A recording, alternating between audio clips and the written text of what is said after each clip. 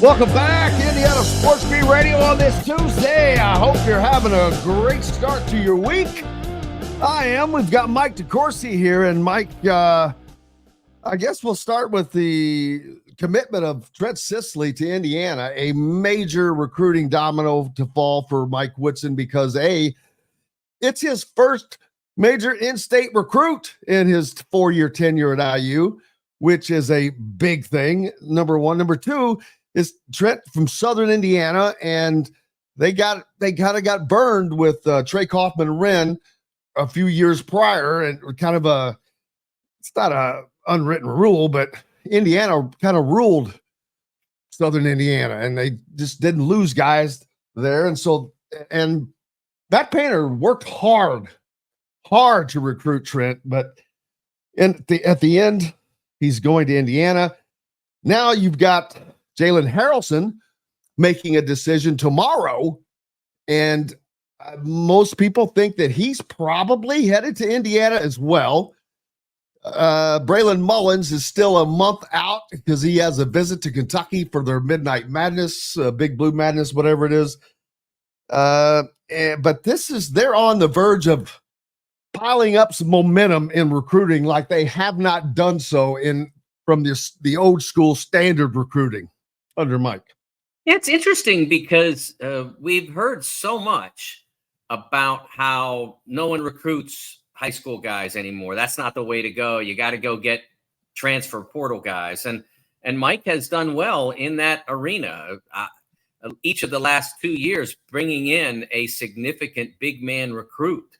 And now to be in a situation where they're going out and they signed Trent Sisley, which is, or I shouldn't say signed. They gained the commitment from Trent Sisley and now have another couple of high school targets on the board.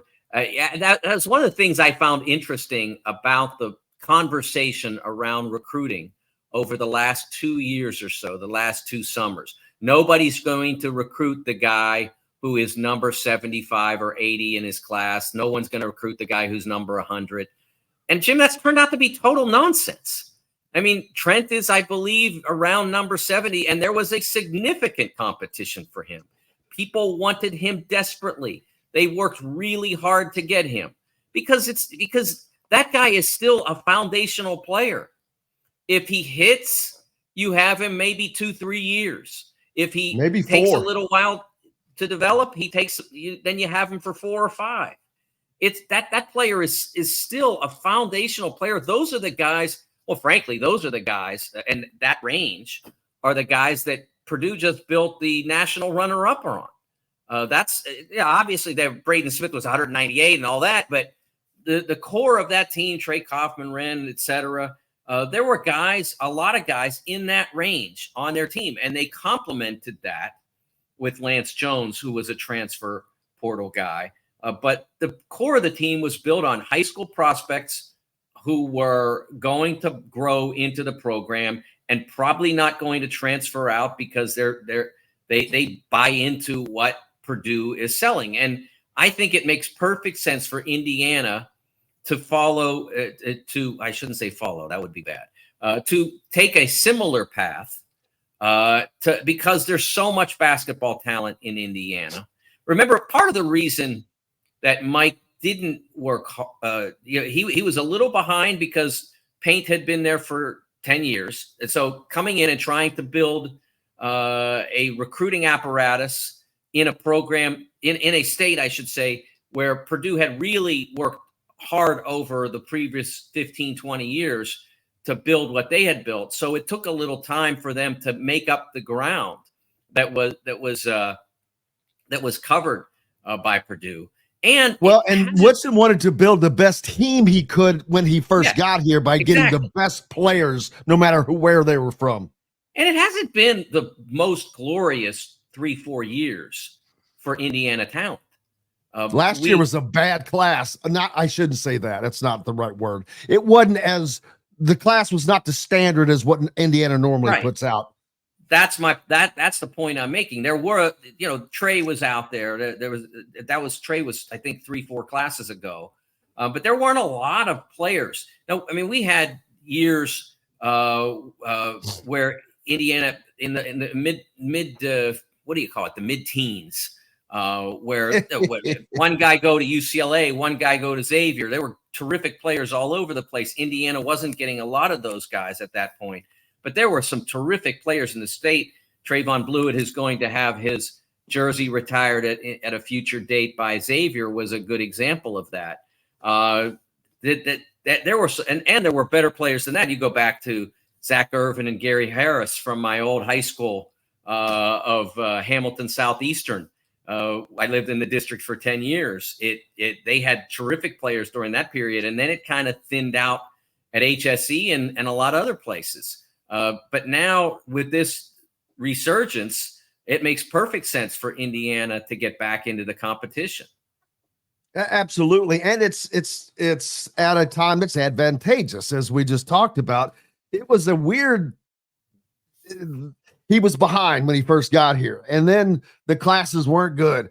But then, boy, this class that was coming, we knew that it was coming. Indiana knew it was coming, and that's where they put their eggs as far as recruiting. And in all seriousness, I know that recruiting is still important, but it's not as important as it used to be. When you lose someone that you wanted, it's generally more for an optics reason than anything else, because you could go right into the portal and replace that guy, and maybe with a slightly better piece because of experience. But this is great talent. I'm sorry to cut you, but this is great talent. And like you said, it's a mix. If they can land along with Trent Sisley, Braylon Mullins, and Jalen Harrelson, you've got three different types of players that are going to be three different years of service. I see Trent as someone that's a definite 3-year player for somebody at a minimum. Harrelson might be a one and done. I don't know. Mullins is probably at least a couple of years. So you've got a nice mix, and they're all different positions, so you don't have crowding of that sort. One of the best aspects of high school recruiting now is, with the rare exception of like a Cooper Flagg comes along, somebody like that. If you miss, if you don't win, it's not as devastating as it was 5-10 years ago. 5-10 years ago, you would put all this effort into a guy, and you'd think you had it wired, and you'd think you had it done, and then you'd lose him, and then you had you may have a fallback in the class, maybe. But for the most part, it was a devastating loss. Now, if you do that, and again, like I said, if there's a Cooper Flagg and you're working hard and you're right there, you're like 1A, and you don't get him, that's a miss, because Cooper Flagg can change you for a year. But that hurts. But if you don't get a high school player who's in the 70s or 60s or something like that, even if you've put a lot of effort into getting him, you can recover from that. You can say, okay, darn it, we missed. What did we do wrong? But now in the spring, we've got to go out and find a guy who does what he does, only he's got 2 years experience or whatever. And you can do that. So it is an interesting time in recruiting. It's not like it used to be. You still want those guys. And as I said, I think they can be the foundation of a program. And hey, the two teams that played in the national championship game last year, this hasn't been discussed enough, were teams that built themselves around high school prospects, guys who were in their program for a long period of time, to varying degrees. UConn to a greater degree, Purdue to a lesser degree. They complemented that with transfers. Lance Jones started and played extensive minutes in the national championship game. In the case of UConn, they had multiple starters in their backcourt that were transfers. Naheem Aline, who came off the bench, was a transfer. Cam Spencer. A lot of their guys were transfers, but the core guys were. Steph Castle was a high school guy, one and done, but a high school guy. They were built around a loyalty to program, a commitment to program, and then we're going to complement you with guys that fit certain roles, as Spencer did. They needed a shooter desperately. They were not going to win a national championship without Cam Spencer. He came in, played at an elite level, had a tremendous year, and leaves with a national championship ring. That's how the best programs are going to continue to be built. There will be programs like Alabama that is predominantly transfer. They had a high school guy though that won a game for them in the Sweet 16. I don't remember his name. He was a freshman from North Carolina who came in and made a bunch of threes against Carolina in the Sweet 16. And so you still need high school guys. But the best programs are still going to be built on a foundation of high school players, whether they're in-state guys like Indiana's getting right now, or whether they're guys you go and find out somewhere else out of state. The best programs are still going to be built like that. Mike DeCourcy from Sporting News with me right now, and hot take: Indiana football wins between 9 and 11 games this season. Wow. Well, I will get back to you after Saturday, right? Saturday is the Maryland game. Am I right? Yes, but that's why I want to put it out now, because I don't want to be a Johnny come lately. At the start of the season, I talked about the path to 6-0, which now I've changed that to a path to 8-0, which I know how crazy it sounds, but I don't care. I'm going on what I'm seeing right now, and I'm judging on everything on what is going on right now, who they're playing, when they're playing them, and all of that. And again, this continues to be laid out like Indiana paid $1 billion to have this schedule laid the way it is. It is perfect as the talent level ascends as they continue to go forward. But this team is good as well.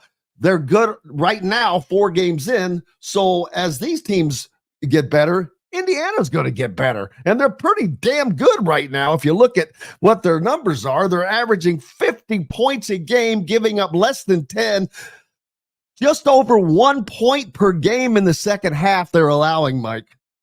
Yeah, the reason I point to this sequence, though, is you look at Nebraska, and they were off to a red-hot start, and everybody was excited about Dylan Raiola, and they're still excited about him.